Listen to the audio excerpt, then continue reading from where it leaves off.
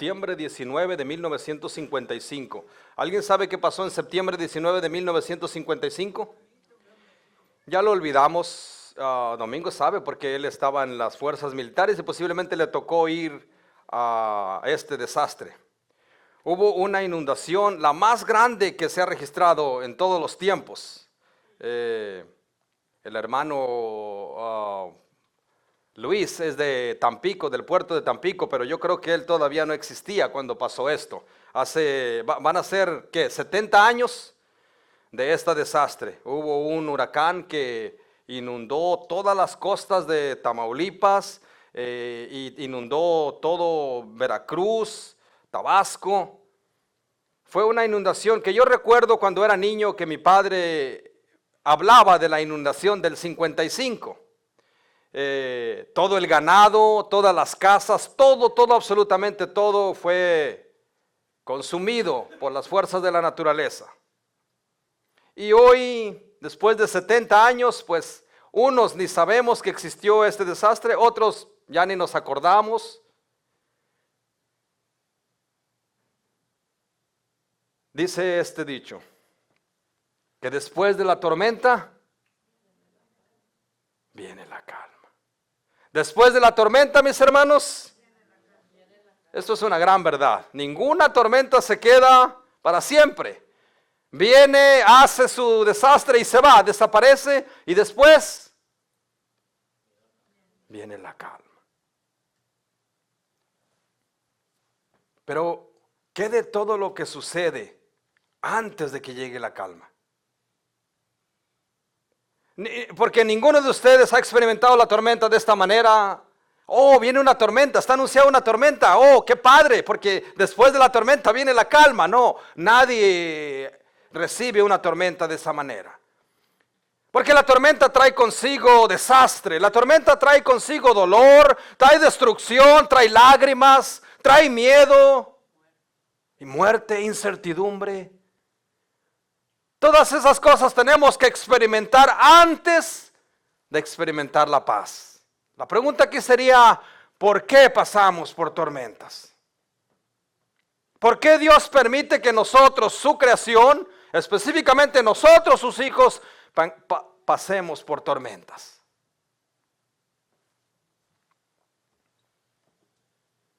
Dios permite las tormentas, mis hermanos,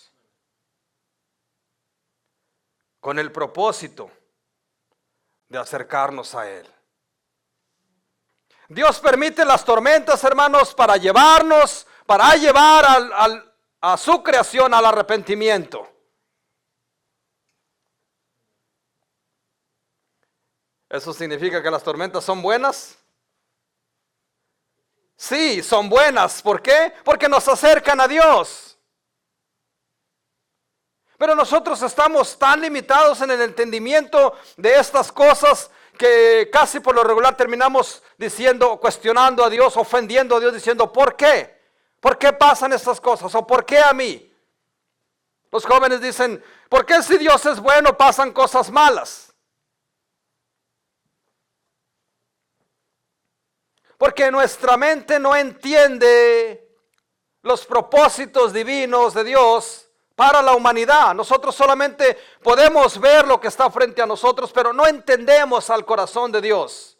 ¿A dónde quiere llegar Dios con una tormenta, con un problema, con una situación? Nuestro Dios, mis hermanos, en su soberanía, como creador del universo, como creador de todo, Él gobierna, dice la Biblia, sobre toda su creación, sobre todo imperio. Él gobierna sobre todo lo que existe, lo que vemos y lo que no vemos. Su grandeza es inalcanzable. Nuestra mente no comprende la grandeza de Dios. Sabemos que hay un Dios por sobre todas las cosas, pero nuestra mente no alcanza a comprender la grandeza de Dios. Su poder, su sabiduría, ¿quién lo entenderá?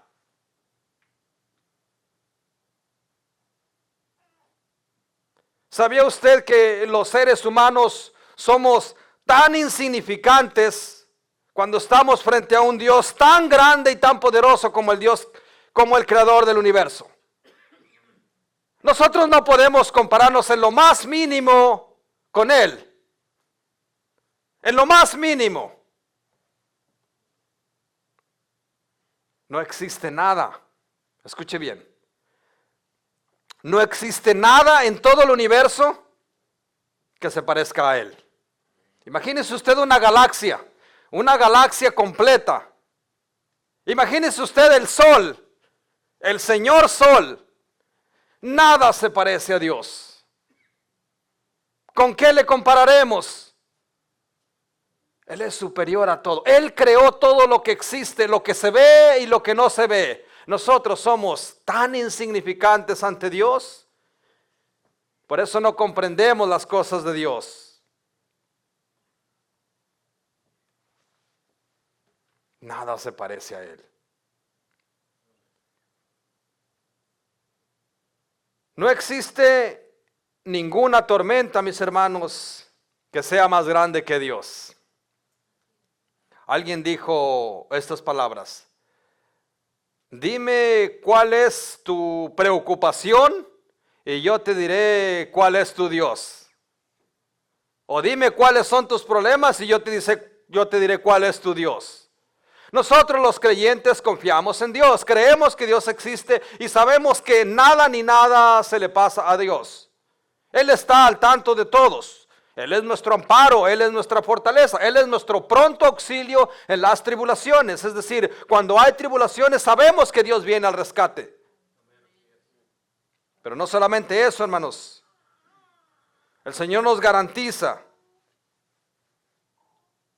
que no nos dará ninguna situación, ningún problema, ninguna tormenta que no podamos soportar. Cada uno de ustedes tiene su propio problema, su propia situación. Y a veces piensa que su situación es única, es la más grande. Pero siempre hay una situación más grande que la suya. Hoy usted está padeciendo por algo que para otro es insignificante.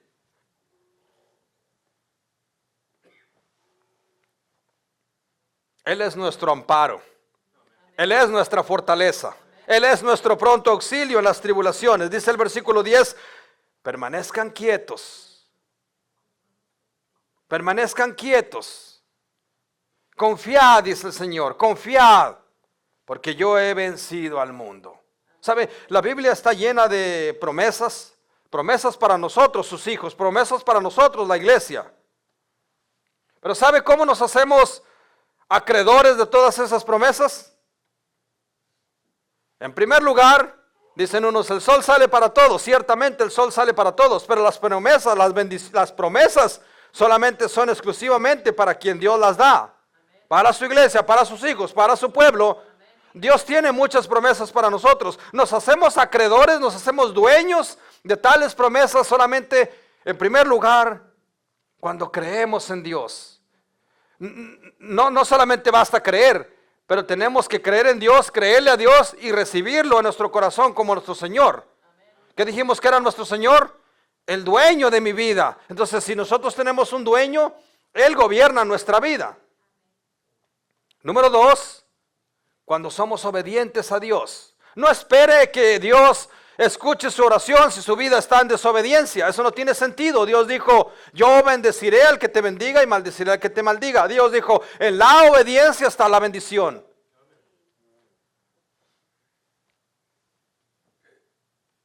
No podemos venir a exigirle a Dios que obre a nuestro favor cuando estamos siendo desobedientes a Dios. No podemos venir a reclamarle a Dios por qué estamos padeciendo por algo cuando ni siquiera hemos establecido una relación con Dios. Entonces todo comienza por establecer una relación con Dios. Ustedes no buscaron una iglesia para aceptar a Dios como su Señor y Salvador. Ustedes aceptaron al Señor y buscaron una iglesia, o tal vez lo hicieron en una iglesia, pero lo primero es asegurar la salvación de nuestra alma. ¿Para qué queremos una iglesia si no tenemos a Cristo en el corazón? Ni siquiera entenderemos el mensaje, ni siquiera entenderemos el misterio de su palabra, porque dice Pablo que el hombre natural no entiende las cosas espirituales, porque para él son locura. Dice, pues han de discernirse espiritualmente, es decir, necesitamos a Dios para poder entender su palabra.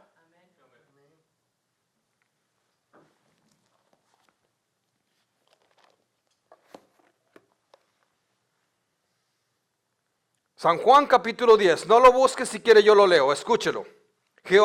Volvió pues Jesús a decirles, de cierto os digo, yo soy la puerta de las ovejas. Aquí está hablando el gran yo soy. Todos los que antes vinieron eran ladrones y eran salteadores. Por eso las ovejas no los oyeron. Pero yo soy la puerta. El que por mí entra, ¿qué dice el Señor? Será salvo. Y entraré y saldrá y hallará pastos. Pero, diga conmigo, pero el ladrón viene para hurtar, en otras traducciones para robar, para matar y para destruir. Y dice Cristo, reitera su promesa, pero yo he venido para que tengáis vida y para la que la tengas en abundancia.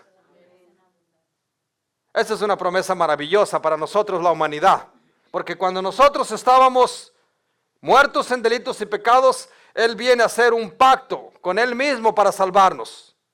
Y esta es la promesa, que el que a Él venga será salvo. Todo comienza, mis hermanos, por establecer una relación con Dios, una relación genuina, una relación verdadera, en la que nada ni nadie está en medio de esa relación, sino solamente tú y Dios. ¿Cómo está tu relación con Dios?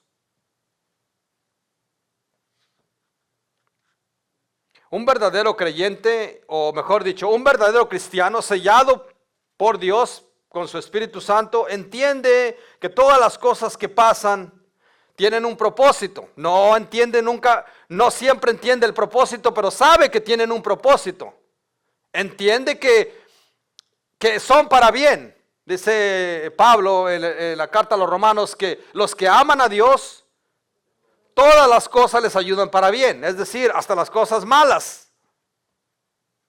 Dice, pero esto es a los que conforme a sus propósitos fueron llamados. Significa que no es para todos, es para la iglesia, es para nosotros, los hijos de Dios. A los que fueron llamados con un propósito.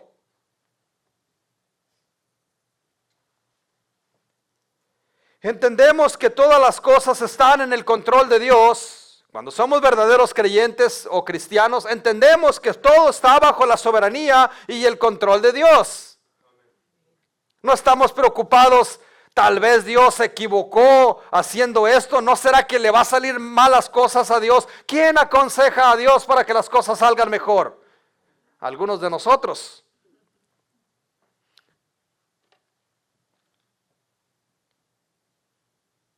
Entendemos que Dios está sobre todo.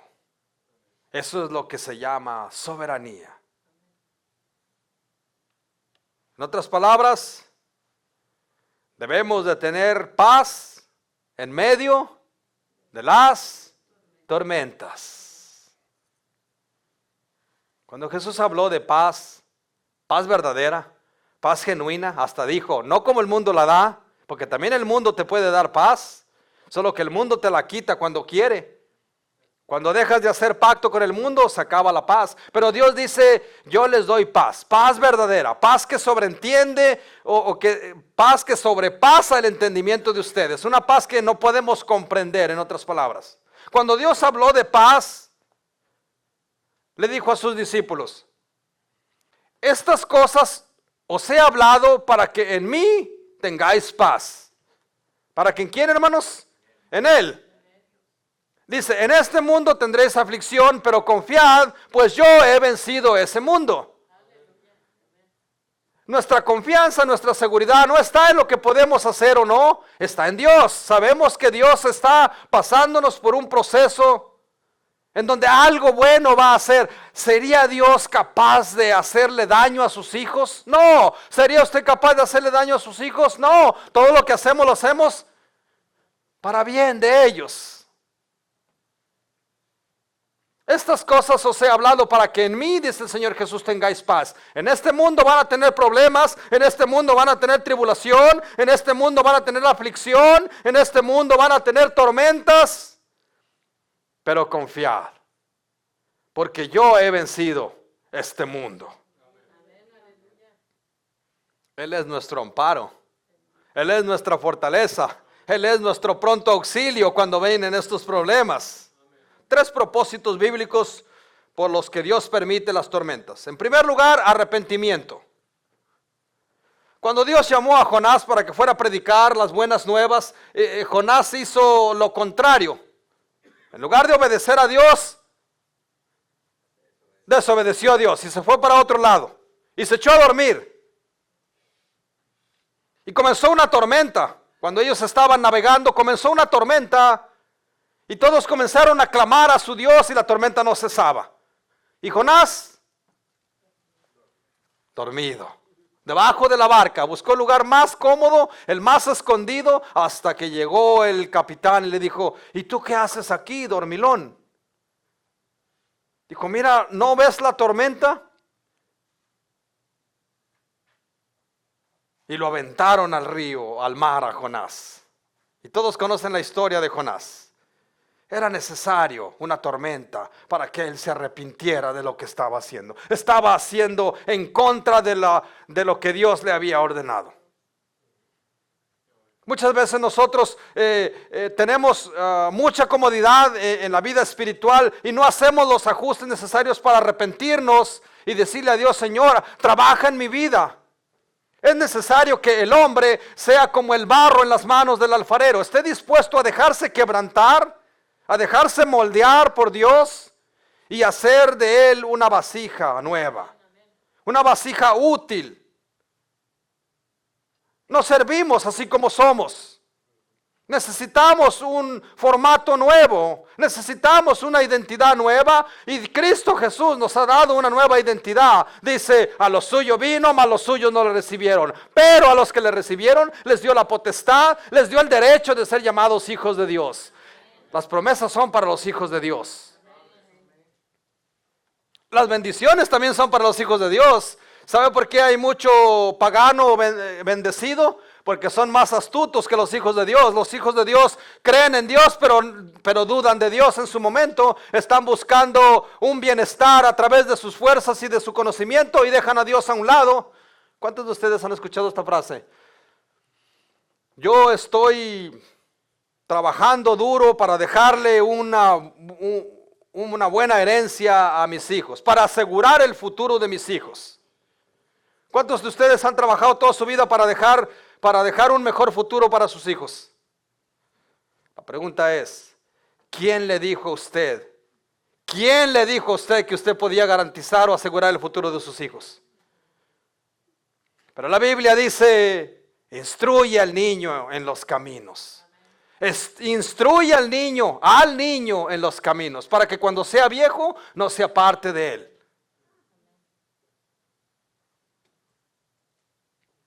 Dios ha sido bueno. Hemos cantado esta mañana que Dios ha sido bueno. Pero ¿qué pasa cuando vienen las tormentas? ¿Comenzamos a dudar de que ese Dios sea bueno? ¿Que cuando muere gente inocente, todavía Dios es bueno? No entendemos la soberanía de Dios, no entendemos la grandeza, no entendemos cómo Dios está reinando, cómo Dios está dirigiendo su creación. Pero Dios está en control de todo. Dice que Él acabará con las guerras, Él cesará con la lanza y con la espada, Él terminará con todo esto. Apocalipsis 22 dice que Él enjugará toda lágrima de los ojos de aquellos que sufrieron. No habrá más llanto, ni más tristeza, ni más dolor. Eso es lo que trae una tormenta. Tristeza, llanto. A veces no tenemos que pasar por la tormenta. A veces el ver que otros pasan por la tormenta nos aflige y nos damos cuenta que hay mucha injusticia y lloramos y derramamos lágrimas, pero todo eso terminará. En su momento todo terminará. porque Dios es bueno. Pero en este mundo siempre tendremos dificultades. Lo de nosotros es, número 2, afirmar nuestra fe. Cuando Dios trae a su vida una tormenta, no quiere Dios lastimarlo, mucho menos alejarlo de Él. Dios quiere ser glorificado. Dios quiere afirmar su fe. En otras palabras, Dios quiere saber de qué usted está hecho. Si viene una prueba a su vida, no es para que usted salga huyendo y llorando y diciendo, Dios, ¿por qué a mí? O Dios, ¿por qué no mejora a los impíos? Porque Dios está al cuidado de nosotros, sus hijos. Cuando viene una tormenta, Dios quiere afirmar nuestra fe, quiere que tengamos confianza, quiere ver su nombre exaltado en nuestra reacción, en lo que nosotros hagamos.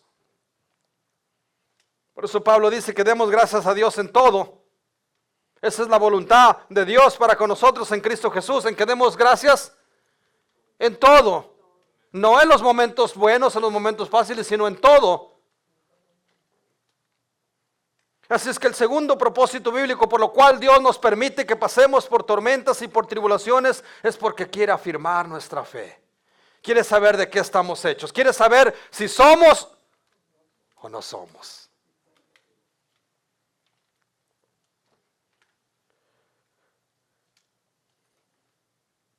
Tercer propósito.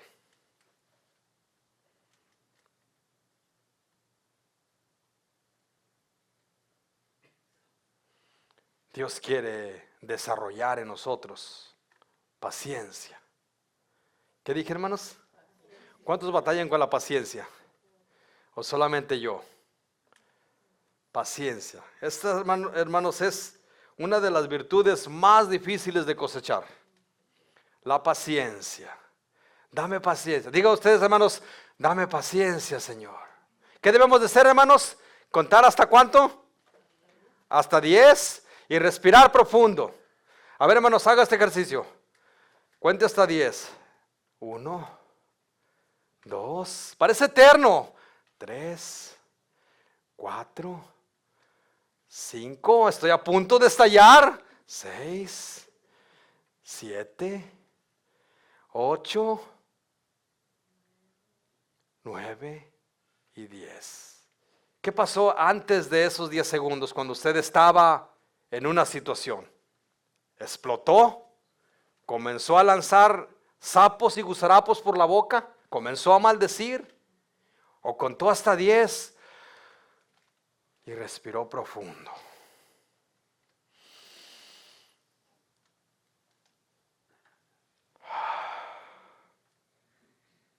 Dios quiere desarrollar en nosotros la paciencia a través de las tormentas.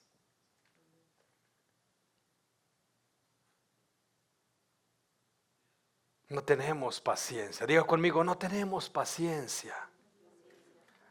Decía el chavo, es que no me tienes paciencia.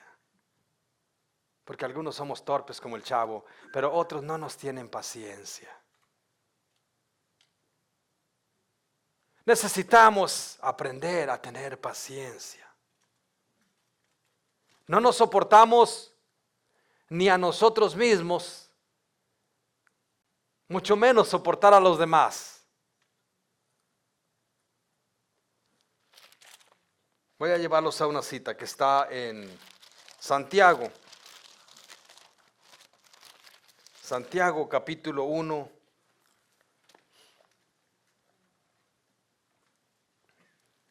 Versículo 2 al 5, dice así: hermanos míos,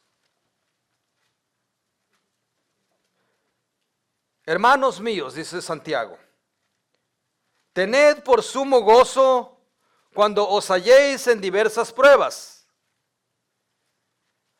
En otra traducción dice, tengamos paz cuando estamos pasando por las pruebas, sabiendo que las pruebas de vuestra fe nos producen, ¿qué, hermanos? Entonces usted está adquiriendo prueba. Usted está pidiéndole a Dios que le dé prueba. Las tormentas son para desarrollar en nosotros paciencia. Pero para poder tener paciencia, para poder desarrollar este atributo, necesitamos las pruebas, necesitamos la prueba. ¿Qué se necesita, hermanos? La prueba. Hemos sido probados por Dios para desarrollar paciencia, para llevarnos al arrepentimiento. ¿Para qué más, hermanos? ¿Se da cuenta? No es tan mala la prueba. Y para afirmar nuestra fe. Dice el Señor, sabiendo que la prueba de vuestra fe produce, mas tenga la paciencia su obra completa. Es decir, tenemos que poner en práctica lo que está pasando. Si hay prueba, tenemos que soportar, tenemos que ser más comprensivos, tenemos que ser más sabios, tenemos que dejarnos guiar por Dios. Tiene que tener consigo la prueba. Tiene que tener consigo obra. No nos acostamos a dormir y decimos, Señor, hazlo tú. ¿Te lo llevas o te lo mando? No. Tenemos que actuar de la manera sabia para soportar la prueba.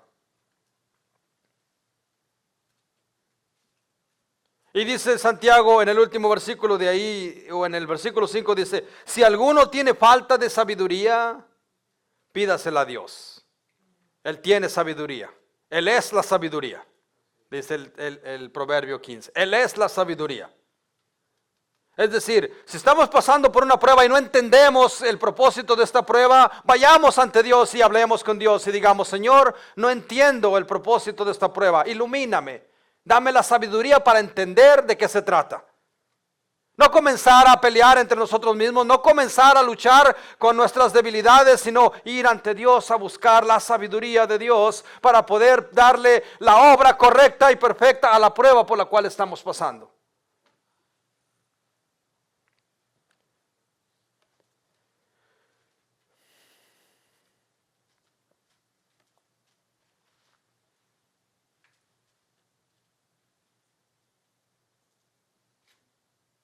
Tenemos que entender que todas las cosas que pasan, absolutamente todas, tienen un propósito. Y ese propósito es para nuestro beneficio.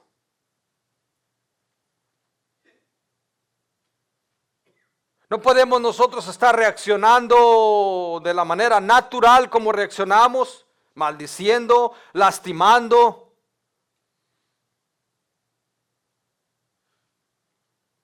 Si nos lastimamos unos a otros, lastimamos a Dios.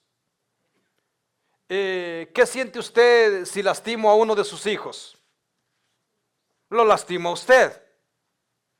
Asimismo, si nosotros nos lastimamos unos a otros, lastimamos a Dios. Por eso Cristo dijo, este mandamiento nuevo os doy, que se amen unos a otros, como yo os he amado. Si nosotros no podemos entender la grandeza, la perfección del amor de Dios, si nosotros mejor aún no hemos experimentado el verdadero amor, el perdón de Dios, ¿cómo pues podremos amar y perdonar a los demás? Se necesita a Cristo. Necesitamos a Cristo. Mis amados, quiero que entiendan una cosa en el día de hoy. Nosotros no fuimos llamados para conflictos, para contiendas. Nosotros fuimos llamados para amar y para perdonar, para servir a Dios, para obedecer a Dios, para compartir las buenas nuevas de salvación. Nosotros fuimos llamados para reflejar a Cristo durante tengamos vida. Los pleitos, los conflictos, dañar, lastimar, matar, robar, destruir, esa tarea ya la tiene alguien. El diablo. No nosotros, el diablo. Nosotros es amar, perdonar, servir y obedecer a nuestro Dios. Hemos sido llamados para imitar a Cristo. Sed pues imitadores de mí, dice el Señor. Sed pues imitadores de Cristo. Eso es lo que lo define a usted como un verdadero cristiano. No invierta tiempo, no invierta energía, no invierta nada aborreciendo, criticando, calumniando, chismeando. No invierta nada de su tiempo en eso, porque ya hay uno que se le dio esta tarea: Satanás. Nosotros fuimos llamados para amar, para perdonar, para servir, para obedecer a los mandatos de Dios. Vosotros sois mis amigos, dice el Señor, si hacéis lo que yo os mando. No os escogisteis vosotros a mí, dice el Señor Jesús, sino que yo os escogí a vosotros para que seáis míos. Si permanecéis en mis mandamientos, yo permaneceré en vosotros y me manifestaré a vosotros. Es decir, lo de nosotros es reflejar a Cristo, pero en desobediencia no podemos reflejar a Cristo. Dice la Biblia en Hebreos 12:14, buscad la paz con todos. Con todos, no con los que tú quieras, no con los que te agradan, no con los que se dejen, no con los que tú quieras, sino con todos. Buscad la paz con todos y la santidad, sin la cual nadie verá al Señor. Hermanos, somos una iglesia con el ministerio de la reconciliación. Pongamos en práctica la reconciliación entre nosotros. Dios nos ha reconciliado consigo mismo para que poseamos la tierra prometida, para que vayamos a su presencia. Necesitamos nosotros reconciliarnos. De la misma manera como Dios nos ha perdonado, debemos de perdonarnos unos a otros y seguir adelante como iglesia. No seamos piedras de tropiezo para nadie. Busquen a Dios mientras pueda ser hallado. Es tiempo de buscar de Dios. Todas las cosas que están pasando alrededor del mundo, mi Dios, mis hermanos, las injusticias, toda la maldad que hay, este incremento de maldad que hay en todo el mundo, todas esas cosas, mis hermanos, solamente nos anuncian algo: el final de este mundo. Dice el Señor: y separará Él las ovejas de las cabras, y pondrá las ovejas a su derecha y las cabras a su izquierda. Es tiempo, mis hermanos, de purificación. Dios está purificando la iglesia, porque Dios no va a tratar con sentimientos ni con fallas, sino con el pecado. Y la Biblia dice que aún aquel que sabe hacer lo bueno y no lo hace, le es pecado. ¿Cuántos de nosotros hemos fallado? Sabemos qué es lo bueno y terminamos haciendo lo malo. Eso es pecado. Fuimos llamados para amar, para perdonar, para obedecer y para servir a Dios. Él es el que en vosotros produce tanto el querer como el hacer por su buena voluntad. Él, no yo. Yo no sé hacer cosas buenas, diga conmigo, yo no sé hacer nada bueno. Él es el que puede hacer cosas buenas en mí. Pero para eso Él tiene que ser el dueño, el Señor de tu vida. No se deje usar por el diablo. Tampoco se deje intimidar por las tormentas y por las aflicciones. No, no, no. Tenemos un Dios poderoso que es más grande que todos los problemas y todas las tormentas. Aún el desastre del 55. Tenemos un Dios más grande que todo eso.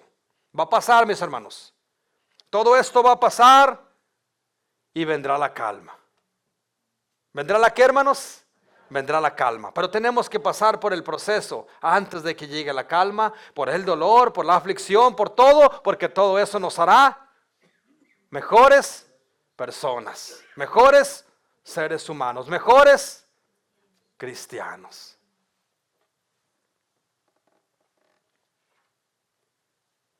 Termino con una cita bíblica que está en Romanos capítulo 8. La favorita de todo buen creyente.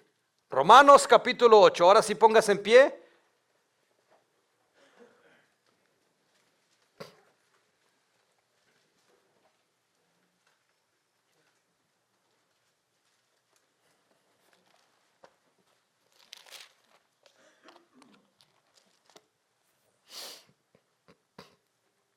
¿Lo tienen, hermanos? Vamos a empezar a leer desde el versículo 28 en adelante. Tiene como tema más que vencedores. ¿Saben ustedes quién es más que vencedor?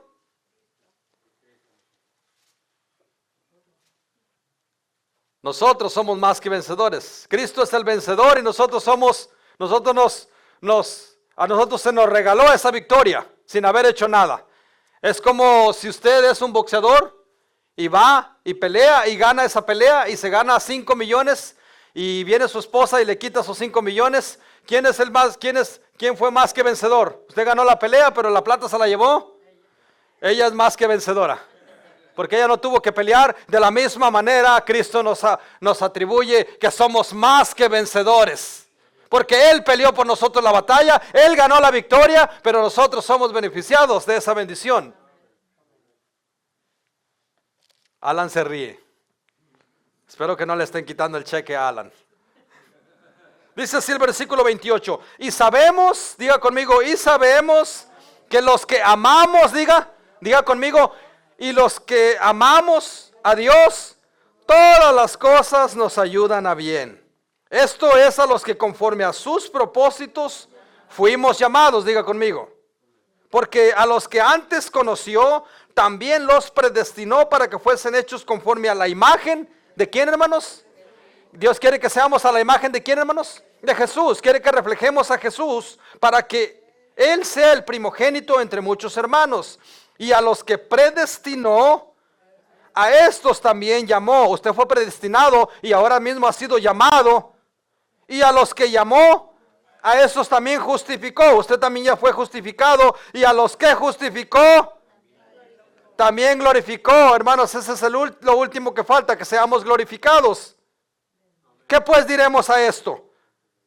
Dígalo conmigo. ¿Qué pues diremos a esto? Si Dios está con nosotros, ¿quién contra nosotros? Dice Pablo, el que no escatimó a su propio Hijo, sino que lo entregó por todos nosotros, ¿cómo no nos dará Dios también con Él todas las cosas? ¿Cómo no nos dará Dios la victoria si le dio la victoria a su Hijo, al primogénito? ¿Quién nos acusará? ¿Quién acusará a los escogidos de Dios? ¿Quién le va a juzgar y a criticar, hermanos? Dios es el que justifica. ¿Quién es el que condena?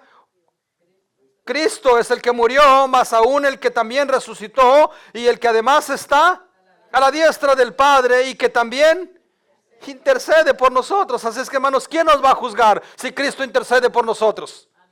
¿Quién nos va a criticar si Cristo intercede por nosotros? ¿Quién nos separará del amor de Dios?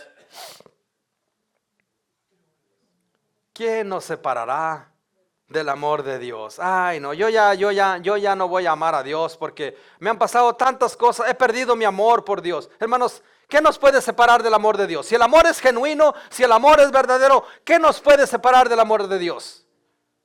¿Una decepción? ¿Una traición? Imagínense si Cristo Jesús hubiese renunciado al pacto que hizo para salvarnos por una traición o por la vergüenza que pasó. Yo creo con todo mi corazón que ninguno de ustedes, ninguno de nosotros para corregir, ha pasado por lo que pasó Cristo. Humillación, vergüenza, castigo, tortura.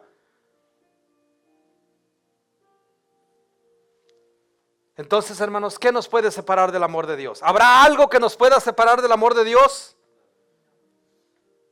Toda esta tribulación que estamos viviendo, toda esta persecución que estamos viviendo, toda esta angustia, mis hermanos, toda la persecución que se ha desatado en contra del inmigrante, ¿eso nos pudiera separar de Dios?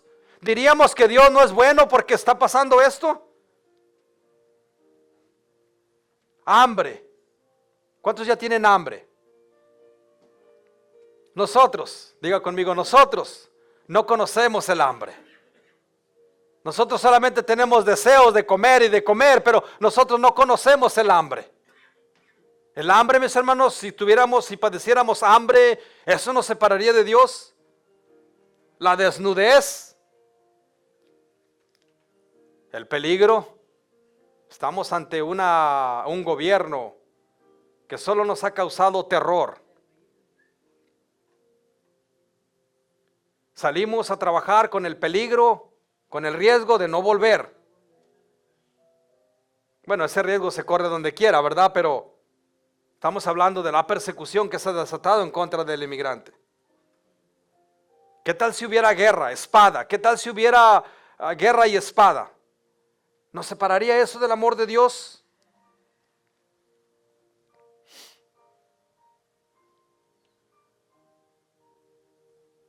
Como está escrito,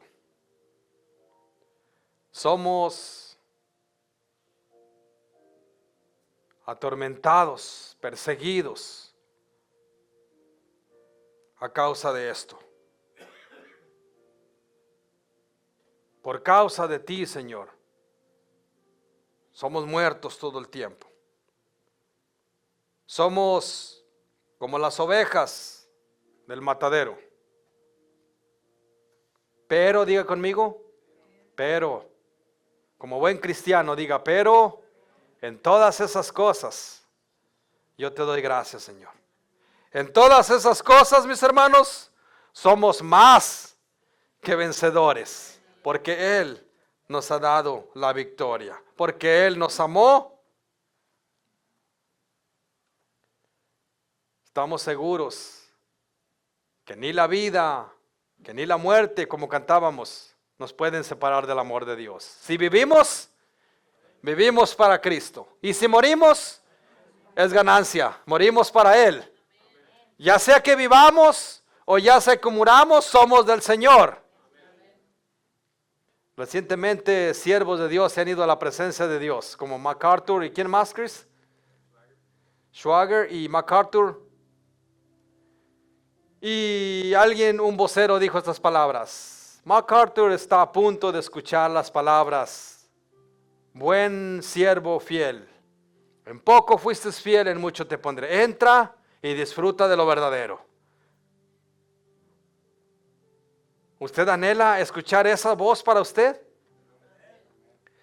Necesitamos arrepentimiento. Siervo fiel, en poco fuiste fiel, en mucho te pondré. Porque todo lo que Dios nos da es poco comparado a lo que Él tiene para nosotros. Es decir, las tareas de nosotros son tan insignificantes a la grandeza que Dios nos ofrece. Siervo fiel, en poco me has sido fiel, pero en mucho te pondré. Entra y regocíjate. Esa es la promesa de nuestro Dios. Eso es por lo que estamos nosotros aquí, por la promesa de la vida eterna. Cierre sus ojos. Hice el espacio acá enfrente, quité la primera línea porque siento la necesidad de orar por algunos de ustedes. Pero no podemos manipular esta oración. Tenemos que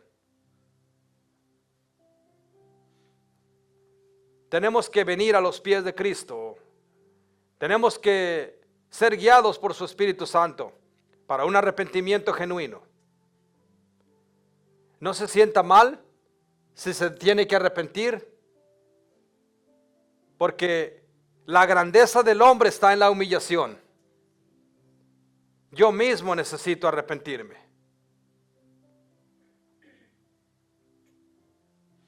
Si usted siente la necesidad de arrepentimiento, pase al frente. Yo voy a orar por usted.